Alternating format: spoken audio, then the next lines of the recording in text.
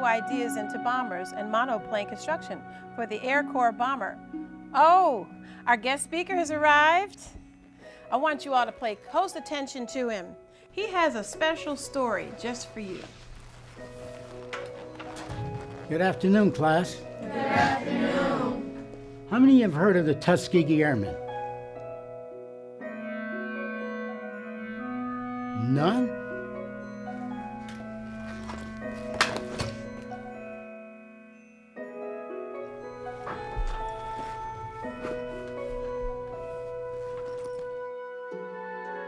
This is what we're going to talk about this afternoon.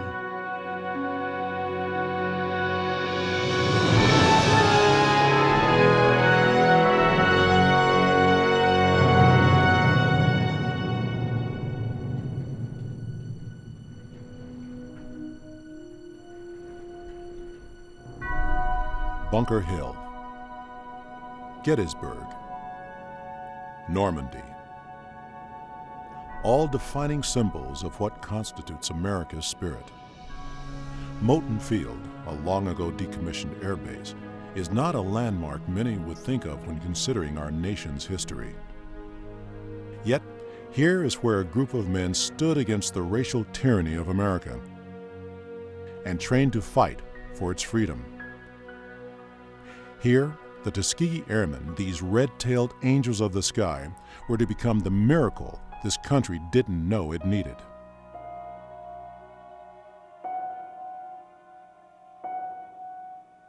Black men are cowards, a subspecies of the human race. The authors of these words? Our own armed services. These conclusions are the product of a study from 1925 entitled The Use of Negro Manpower in War. And that report indicated that blacks were not competent to be officers. And there was some question about the fighting capacity of blacks. It is an unforgiving example of our country's not-so-distant past that saw us as a divided nation. At the time, most institutions were segregated, including the armed forces. In spite of the desire of African Americans to fly, it was surmised that they were ill-equipped to do so, especially in combat.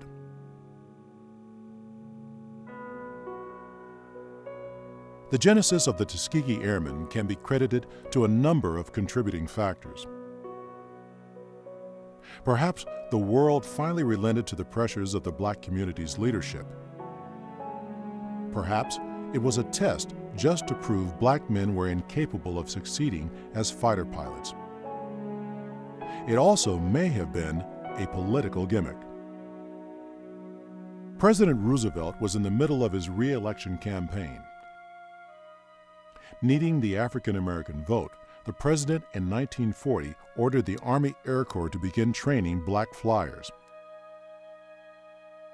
In July 1941, the first class of African American cadets began pilot training at Moton Field in Tuskegee, Alabama. Even with this success, the racism of the time was against them. Many whites still doubted the flying abilities of African Americans. Enter into the fight, the First Lady. Eleanor Roosevelt, the wife of the president, she knew that there was a huge injustice being done to black Americans. And she found her way down here to Alabama, to Moton Field. That one picture of Eleanor Roosevelt, taken while she was in one of the trainer planes with Chief Anderson, who was the chief pilot instructor. That one picture, I think, did as much, if not more, than any single other thing to show Americans just how foolish all this was. She's not scared of flying with these so-called incompetent, inferior beings. That picture flashed around the world, and it contributed immensely to the success of the Tuskegee Airmen.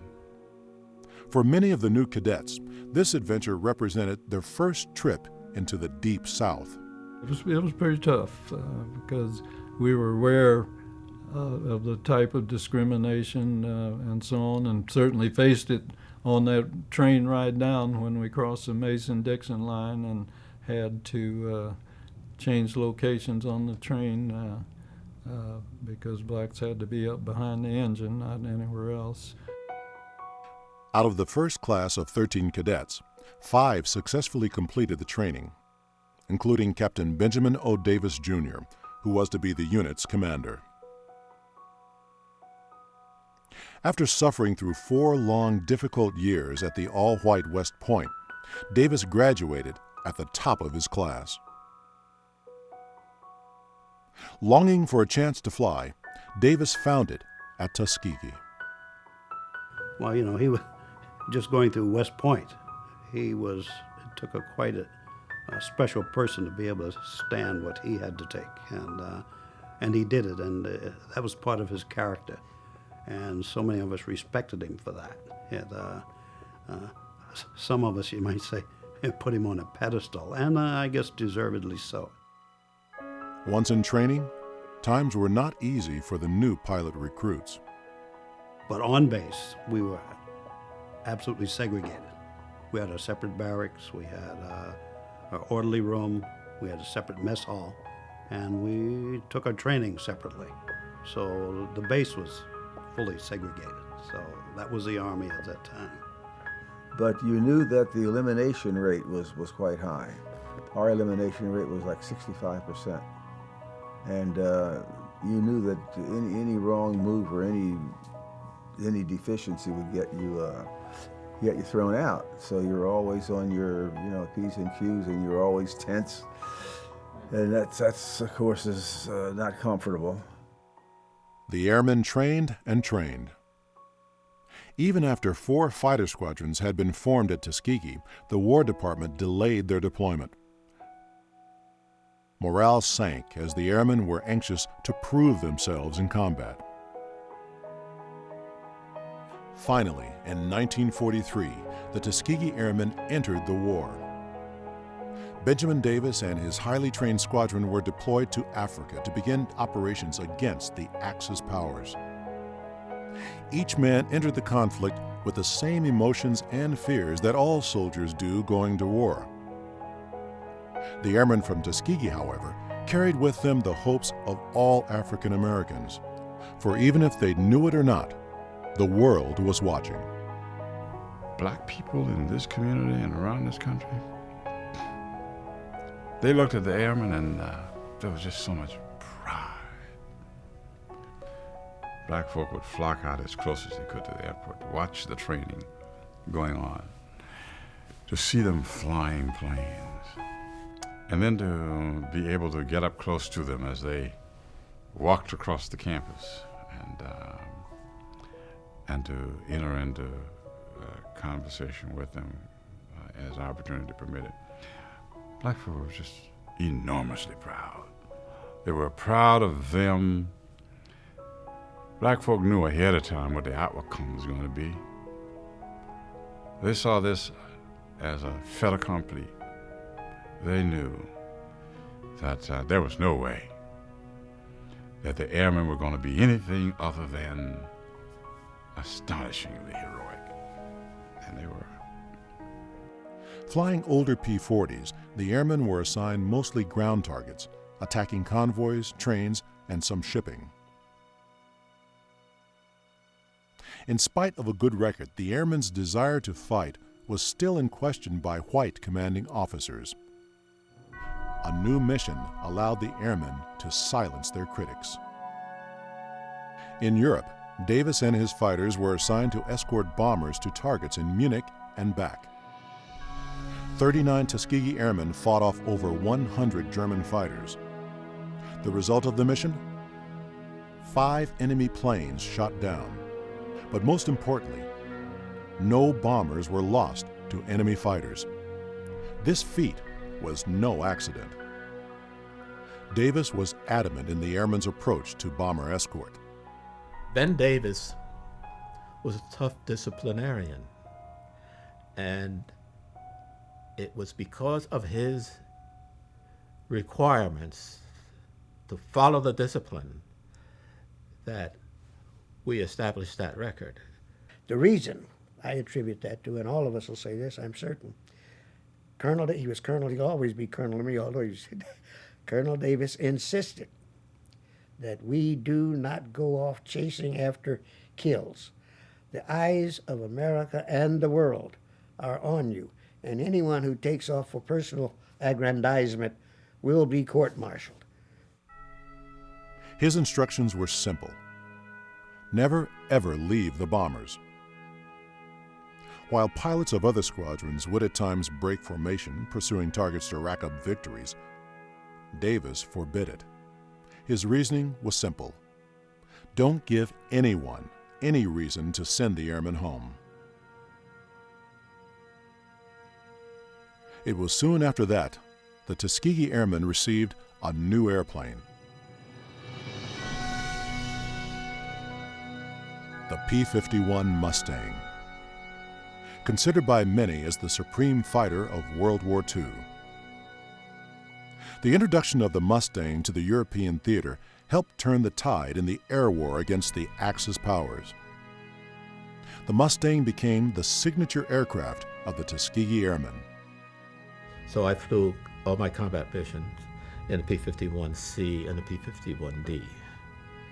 And I can tell you that it was a plane that you'd fall in love with. Many squadrons in the war painted their tails with a distinctive marking for identification purposes. After obtaining their Mustangs, the airmen of Tuskegee painted their tails crimson red. Bomber crews they were protecting soon nicknamed them the Red-Tailed Angels. Even though racism and segregation still existed, the airmen's skills were respected. White bomber crews, some of whom would not bunk with the African-American pilots, began specifically requesting them as protective escorts. They were very well qualified. You see, in the military, if you're not in action, you're in training. The Tuskegee Airmen were in training a long time. The officers in the Tuskegee Airmen were not 90-day wonders like some of those white officers. You see, 3 months, you become a troop leader, a 90-day wonder. Well, how much do you learn in 90 days? Over against what you learn in months and months of preparation. The Tuskegee Airmen were good. It has been said the Tuskegee Airmen never lost a bomber to enemy fighters. Some contest this claim, saying they indeed lost a bomber or two. Regardless of which version is true, they not only proved they could fly, fight, and serve. Their skills and bravery proved their membership among history's aviation elite.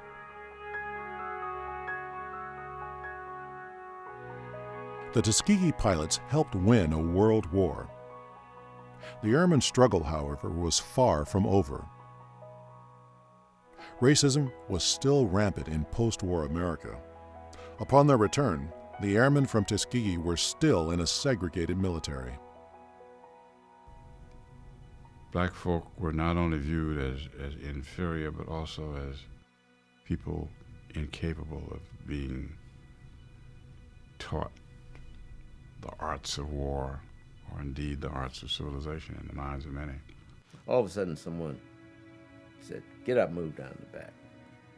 And I heard it. Then he tapped me on the shoulder and he said, "Did you hear what I said?" I looked up, and this is a scrawny little white guy with his girlfriend. He said, "I said, get up and move down the back of the bus." I laughed at him. I didn't know what the situation was in the back of the bus, but who the heck is he telling me to get up and move down the back of the bus? So, when we came back after World War II, white expectation was that things would return to what they had been before we left, just as had happened after World War I.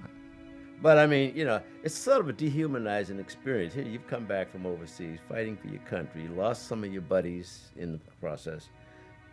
To encounter this, it's not right. But always, the price has got to be paid somehow, and we need to find ways to open America up more to face its past so that it can face its future more courageously. The men and women who went to war through Tuskegee were almost lost to history, forgotten to another time. Many history books don't even mention them. Well, we were only known as Tuskegee Airmen since early 70s, say. But the reason we formed was before that time, many people said no blacks flew in World War II. There are, however, people out there determined to teach history, determined to give a group their due, determined to tell the airmen's story. One group has decided to tell this story using an iconic symbol of World War II. The symbol came in the form of a P-51 Mustang, the frontline fighter of World War II. After the war, this particular Mustang was sold as surplus to Montana State University for $1. The aircraft was then towed to a resting place on the front lawn of the university's engineering building. It sat there for the next 20 years. David Swingle was an area resident of Bozeman and an admirer of the Mustang. As I grew up with the plane was kind of ignored by everybody, but this campus has no tradition of vandalism. So the plane is left alone. And periodically somebody would slap a coat of silver paint on it, but they'd usually leave the markings. They're decent enough not to paint over everything, including the star and the number on the tail. The Mustang's period of slumber would change in 1965. Warbird flyer and restorer Lloyd Creek wanted to buy the aircraft and restore it. We heard about the C model at the Bozeman College, and that they wanted to get rid of it, and they wanted to make the area into a parking lot, and they wanted to get rid of the Mustang, and they was taking bids. We got it for $1 bid. That didn't set well with the college at that time. They called me a few days later and said, you get the airplane out here in 24 hours or else you don't get it. David Swingle one day noticed an increased interest in the Mustang. And I noticed a lot of activity around the plane. And the cover, the sheet metal had been taken off the canopy, so I wanted to look inside it. The next day when I came back, there was this sound of metal saws. I went out and I rented a skill saw from a local rental with a ceramic blade that you cut floor tile. And they sawed off the wings just outboard of each of the landing gear. They put a pipe between the landing gear to keep them from collapsing. I lifted up the tail and chained it up to the pickup, and we towed it to Billers. But I hated to cut the wings off, but I had to. Had I not have cut them off, it would have been sold to a salvage company, In Billings, Lloyd welded the wings back on with hopes of putting the aircraft on display. We wanted to put it on a static display in a climbing altitude, just as you come up the airport hill of the airport. Due to some safety issues and local politics, the Mustang project languished. With her welded-on wings, the Mustang sat outside without a home for the next 5 years. The aircraft began her restoration journey in 1970 when Lloyd donated her to the Commemorative Air Force. The CAF is an organization dedicated to the preservation and flying of as many World War II aircraft as possible, with chapters all across the country. Since their creation in the 1950s, the CAF has amassed an air force of over 150 planes, some of which are the lone examples of that particular aircraft. A team from the CAF traveled from Texas to Montana. They disassembled the Mustang and shipped her to Texas, the CAF's home base. While awaiting her turn in the restoration line, Hurricane Beulah swept ashore. Until that point, the aircraft had a relatively strong, clean structure. The saltwater bath provided by Beulah began a destructive corrosion process, setting back the restoration many years. Over the next few years, the plane made pilgrimages into the hands of well-meaning but under-resourced CAF volunteers. First Minneapolis, then back to Texas, then to Iowa, where again the project languished as just a pile of parts. Finally, in the late 80s, the southern Minnesota wing of the CAF stepped in. The Minnesota wing had been involved in a 12-year restoration of Miss Mitchell, which was the first really ground-up restoration of a B-25. Kind of redefined the standard of warbird restorations. And the B-25 project was winding down. The Minnesota wing was looking for another project, and they acquired the C model project, and they were going to take that project on. Red Tail project director Doug Rosenthal began flying in his spare time during college. His hobby, though, quickly developed into an obsession.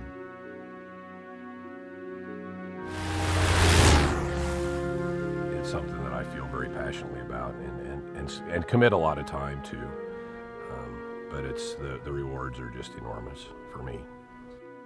As is usually the case, Doug's involvement with warbirds stemmed from being at the right place at the right time. I went up there and they were in the process of restoring this beautiful B-25 Miss Mitchell. And I walked in the door and met some of the folks, and they realized I was a DC-3 co-pilot and a Beech 18 pilot. And, you know, they just welcomed me with open arms. They needed somebody that had round engine and experience, and I got involved in the Minnesota wing of the CAF. And one thing led to another, and it's just been a great ride. I've had some incredible experiences being able to fly these old airplanes.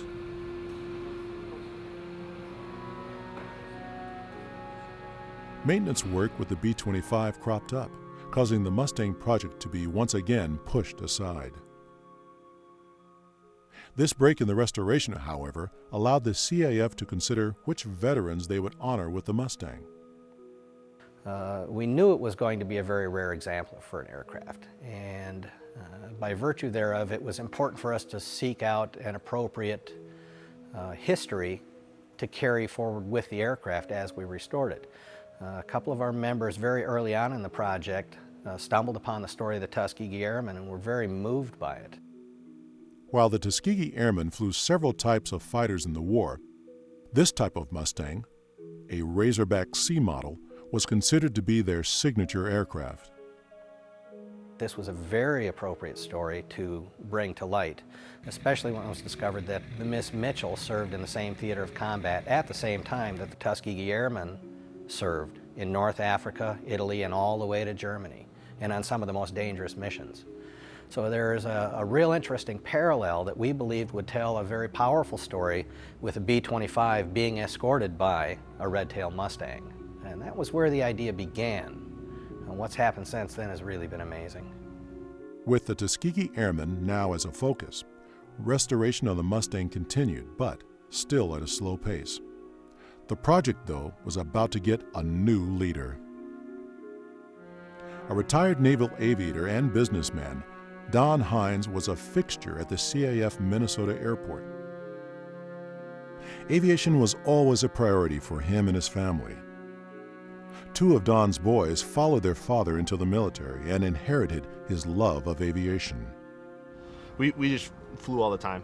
There was four boys when we split out and kind of went our ways in college and in the Marines. Two of us were pilots in the Marine Corps, and when it was time for Thanksgiving or Christmas, we were back in Minnesota, we'd go jump in the airplanes and 180 out, fights on at the merge. I'm an officer in the Marine Corps, and they call me captain, and I fly F-18s.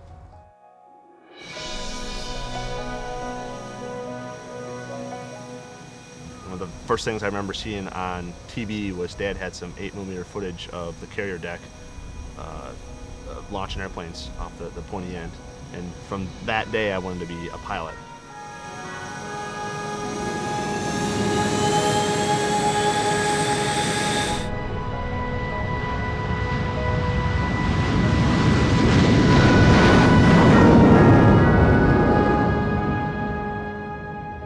Being retired and his family doing well, Don Hines looked for a new project.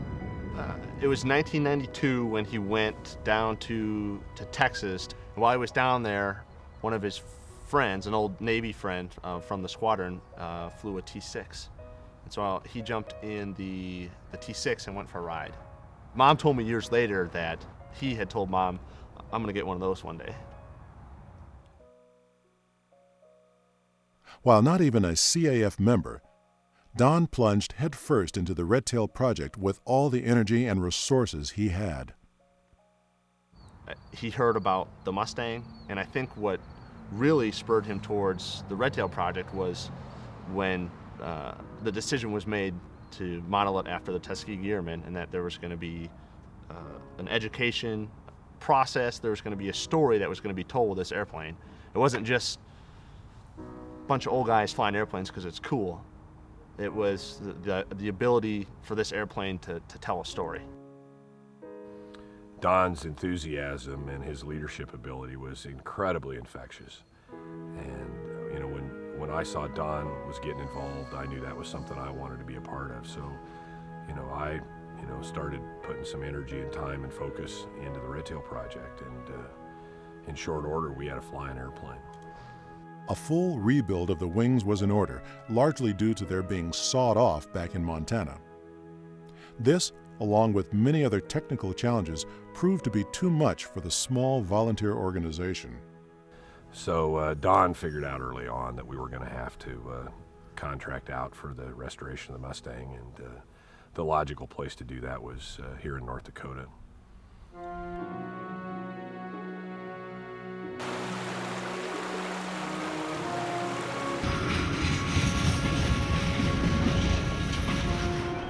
Within an hour drive from Fargo, North Dakota, are two of the world's premier warbird restoration shops. One run by Jerry Beck, the other belonging to Bob Odegaard. Both men entered aviation as crop dusters. Both now are world-renowned for their work and their aircraft. Bob is the owner and pilot of the world-famous Super Corsair Race 57. Jerry, as a Mustang specialist, has just finished this very rare P-51A Mustang.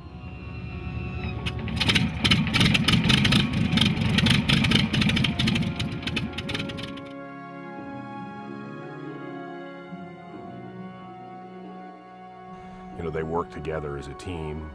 This was clearly the place to come to get the project finished. It was close, and these guys just do incredible work. With Odegaard's shop to rebuild the wings, Beck's shop would concentrate on cleaning and rebuilding fuselage parts damaged by the hurricane. Well, there's always challenges. Every day there's a new challenge in this business. And the parts, some of the parts aren't available. You have to figure out techniques and ways to make those parts. And it really wouldn't be an issue if you were going to make thousands of them, but in our world, you know, we get excited if we get to make 10 of something.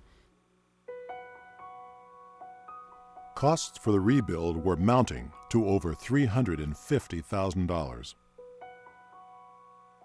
The Red Tail project met this cost by obtaining grants and donations large and small. This effort, along with many volunteer hours and expert craftsmanship, pulled an antique airplane from the grave of history.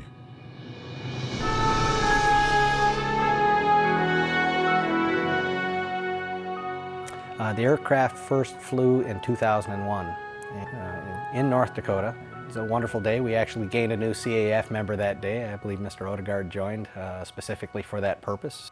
Every time I see an airplane get worked on, it's always encouraging to see the mechanic or the person most responsible for its safe operation take that first flight. So it was nice to see that that was an honor that Bob got to have. It was then time for the newly rebuilt P-51, now named Tuskegee Airmen, to begin her mission.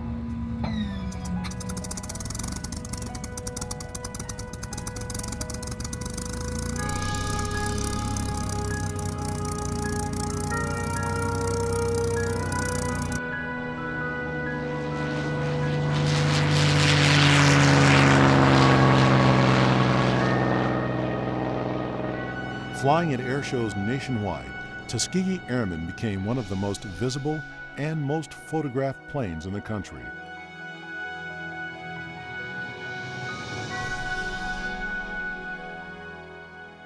The story of her namesake was finally being heard.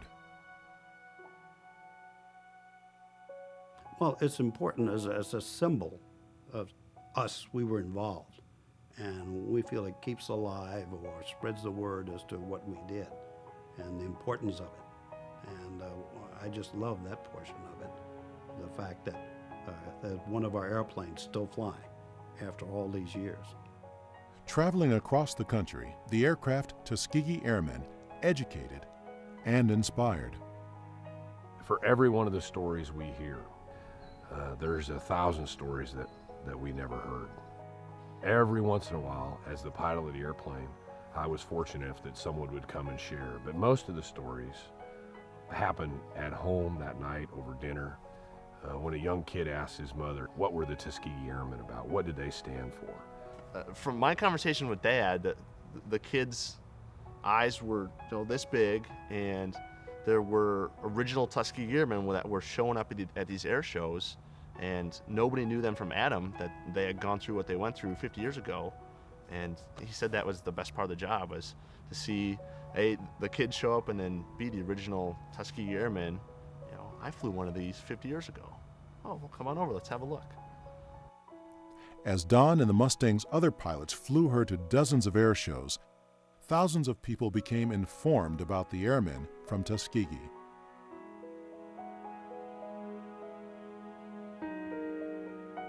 As project leader, Don Hines was made an honorary Tuskegee Airman. One of the accolades was the Red Tail Project, the Don Hines, that have done more to create awareness of the Tuskegee Airmen. And they've done more in the past 2 years than we've done in the past 50. So yeah, they got a lot of people to open their eyes.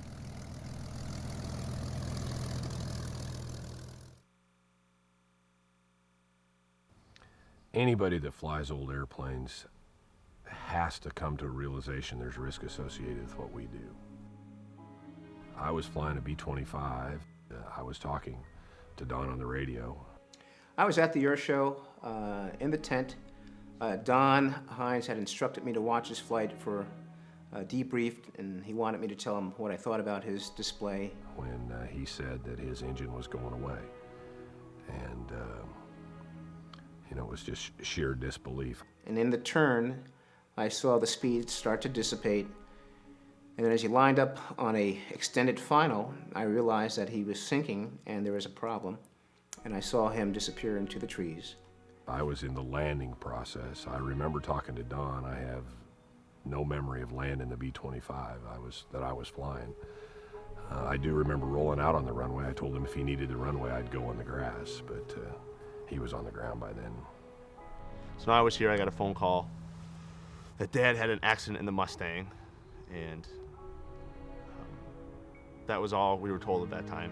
I was here, my brother Kelly lives just up there a little bit, and Mom just said we needed to come home. That day in Wisconsin, Don Hines was flying his usual performance in front of the crowd at the Red Wing Air Show. While flying the routine, the Mustang had an engine failure, causing Don to make a forced landing in a residential neighborhood. The plane came in heading for the runway, and he had to fly over some pine trees and under some power lines, and also he landed in the backyard of some houses. And the way it looked to me, he did quite a job missing quite a few trees, not hitting the power lines, and most importantly, missing houses.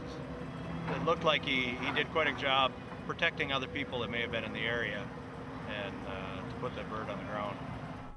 Don was rescued from the Mustang and life-flighted to the hospital. The nature of his injuries were severe, however. Don Hines passed away the following day. Beyond losing a member and beyond losing a teammate on the Red Tail Project, we lost a great leader. He was the most charismatic and yet humble and self-sacrificing person I've ever had the privilege of working with. Most of our projects that we do, the airplanes that we rebuild, are a long-term deal. I mean, it's not like somebody coming in for an oil change. It's a deal where you get to know these people, they become really close friends, and you work with them, you understand them, you meet their families, they become part of our family, so to speak. And Don was a tremendous man. I mean, he had a vision, and he was really a great person to work with. And yeah, I guess you'd say we got pretty close to him. At Don's memorial service, General Urschler spoke and painted a vision for all of us. And it was a vision of clarity and focus and hope. And what he said was, won't it be a great day when this airplane flies again with a member of the Hines family at the controls? At that time, Don's son Kelly was the apparent successor to fly the rebuilt Mustang. Almost 1 year after his father's crash, Marine Captain Kelly Hines was killed in his FA-18 Hornet while serving in Iraq.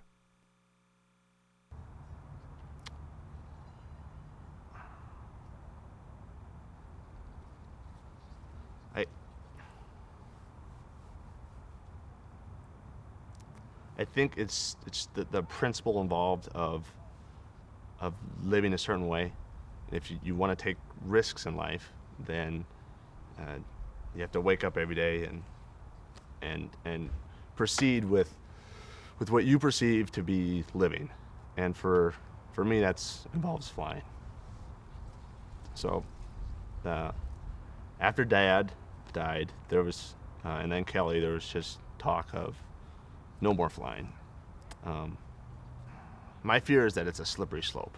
If you say, okay, I'm not going to fly today, I'm going to quit flying because there's risk involved, then what else are you not going to do?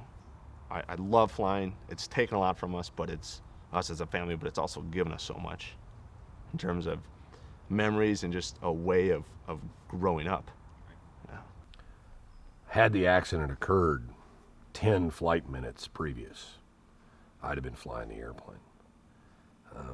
I flew the airplane the night before, and then that morning Don got up, and just shortly after takeoff the accident occurred.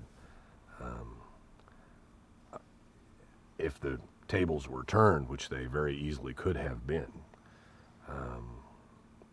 there's no question in my mind about what I would have wanted to have happen. The airplane needs to fly. These airplanes are an incredibly persuasive and effective tool to inspire young people. Not all young people. I mean, there are kids out there that basketball is the thing that does it for them. There are others out there that race cars do it for them. But I know personally it was airplanes that did it for me. And if that's 1 in 100, or 10 in 100, or 1 in 1,000, if taking these airplanes out is an inspirational tool that causes these kids to realize their potential and realize there is a place on this planet where they can be a contributing member of society, then whatever it costs is cheap. Don died doing what he believed in, and that was his passion, and we would fail Don if we allowed the airplane to not fly again. Well, I know Dad would have wanted it that way, and as a family, we'd like to see it fly again. Absolutely.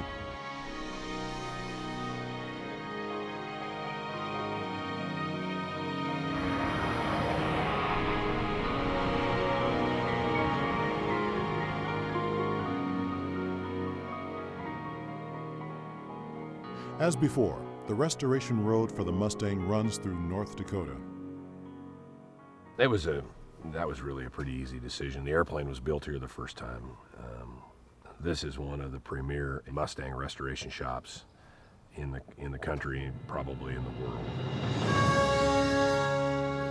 After the accident, the aircraft was transported once again to Jerry Beck's shop, where reconstruction soon began.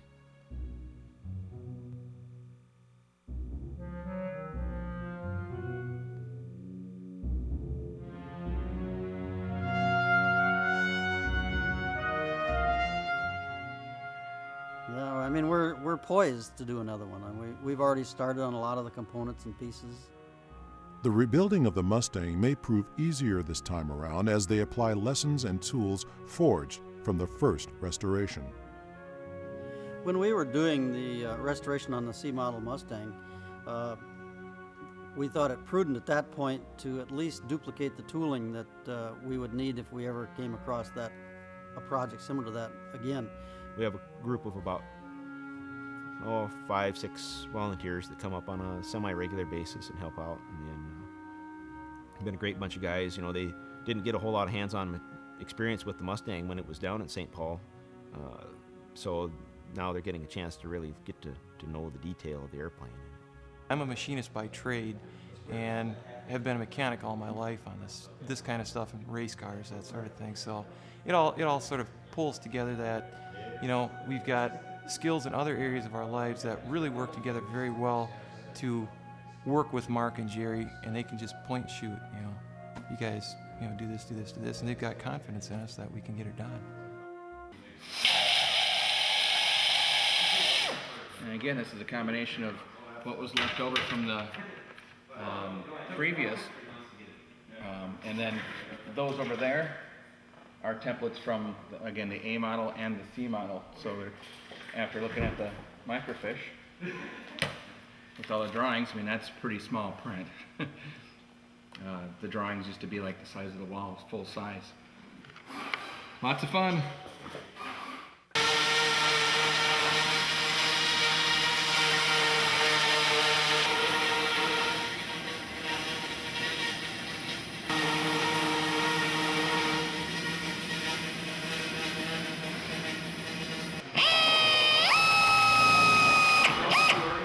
I think a lot of it was Don to begin with, then learning about the Tuskegees and what they did, and knowing Don and what his drive was in this. That's kind of why I got involved with it. And it was pretty tough coming home after that weekend and dealing with that. And I've always been in the planes for one reason or another. And my wife said, you know, well, maybe this is that dream you've been trying to find. So she's put up with me coming up here for 2 years, once a month for a weekend, and never complains. And so it's pretty good. Can't complain about it. It was determined that the accident was caused by a nut coming loose near the engine, allowing the camshaft to begin wearing away the gears that connect to the cylinders. After enough was worn away, the engine lost power. Not too long prior to that point, I think it was less than 30 hours or nearly 30 hours before that, we had the airplane here to do the inspection on it. And we had done the inspection and checked all of the filters and all of the screens, and there was no presence of any metal or anything in the oil system, in the oil filters, that would give you a hint that there was something going wrong with the engine. Yet, after the accident, when we took the engine apart and checked those filters and screens, they were completely packed with metal. So the engine was failing. Sometime beyond that 30-hour period, it started to fail. I don't know if it was 20 minutes before or an hour before or 5 hours before. It was failing, and nobody had any way of knowing until the day that the engine quit. Having learned the cause, Jerry Beck has provided a remedy for this and all other Mustangs. It's not a new idea, it's a new adaptation of an existing idea, but we built a filter that filters the oil as it leaves the engine. And it's not really meant to be a filter, it's meant to be an early warning device. And if that filter starts to clog with contamination, whether it be metal or whatever, the oil will then have to bypass that filter screen. It will then illuminate a light on the instrument panel that says your oil system has gone into a bypass condition. It's time to check. So we build that and supply that for the Mustangs now that use the Rolls-Royce engine, and we have named it the Hines filter after Don Hines. And I'm confident, had Don had that on the airplane, he'd still be with us here today. In spite of the good intentions of the Red-tailed Project, they have experienced their share of difficulty, of disappointment, and of loss. Why do they continue?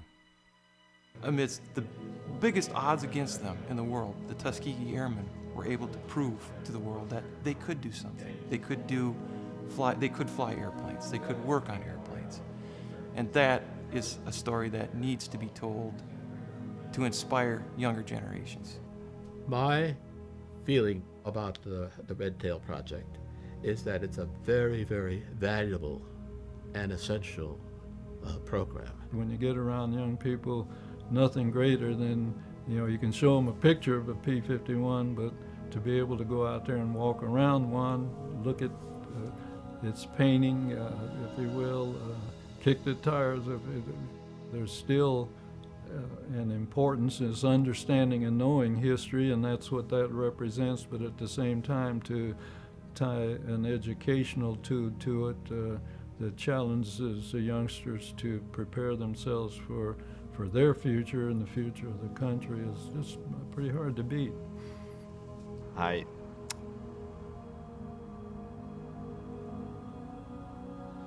wasn't there, but I have this image, and my mom said that she just saw that plane just fall out of the sky. So to see it take off again, it'll be Dad's legacy to be flying again. We'll do anything we can to get that airplane back in the air. And I think that's the way that the people that work with us here, Mark and Scott and all of the guys, they're willing to do what it takes to make it happen again.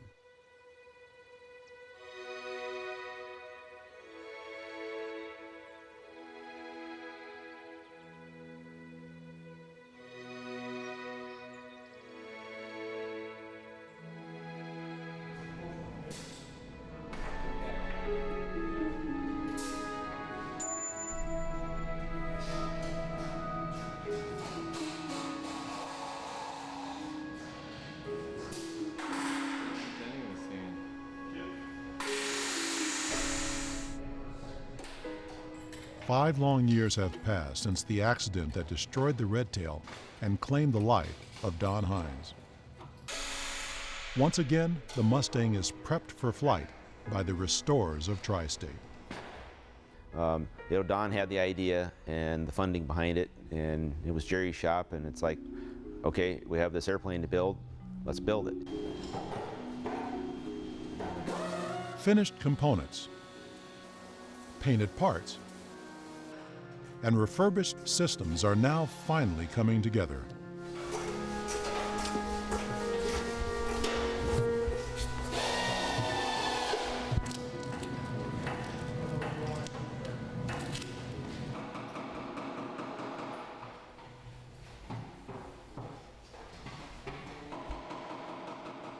For 3 years, steady progress was made on restoring the aircraft.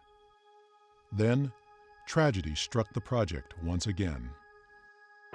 2 years ago, Beck was participating in an air show activity and was killed there. And he was flying his A model Mustang, which was, pretty near and dear to him. After the accident, the question is, well, what's going to happen to Tri-State Aviation? And it's like, well, we have to continue on. We're still here. The capabilities are still here. The vision that he had is, I think, with us. I think we hold that yet. And so that helped in moving forward with the CAF project as well, with the Red Tail. And it really, that project is so huge that it's just been probably an honor for all of us to be part of that. Tri-State pressed on to complete the Mustang, along with the help of Red Tail Project volunteers. Yeah, I've got a pretty good crew. We don't really have an exact count. There's 5 or 6 guys that are kind of my key guys, kind of the main guys that have come up here on a regular basis, and been a great help with the project. The thing that I like about it the most, though, too, it's kind of a learning experience.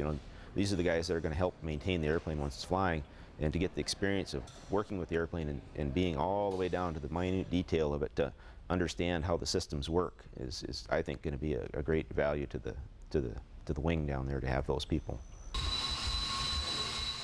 As the first flight date nears, the focus and work intensifies.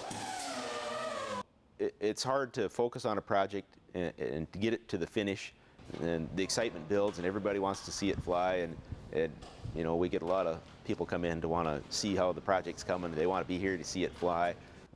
Jerry's thought was always, well, we're going to sneak it out the back door and we're going to fly it once, and then we're going to call them up and say, okay, we're ready to fly. Well, we didn't get that luxury this time, and it gets a little tense when you're trying to finish the last details, and there's things you know you have to concentrate on and do it just right. And when you have a whole bunch of people standing over you, looking at you, questioning whether you're going to be able to do it right or not, it kind of wears on a person, and tempers get a little short. But among the crowd of visitors, a guest with a special connection to the project has arrived.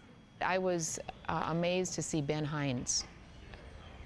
I'd heard that he was coming, and when he walked into the shop, I was just elated to see him. Ben Hines has come to see his father's dream once again take flight. To me, that was huge. It made, for myself personally, it made it more of a, you know, somewhat of a true mission accomplished. After a long restoration road, it is finally time to do some flying.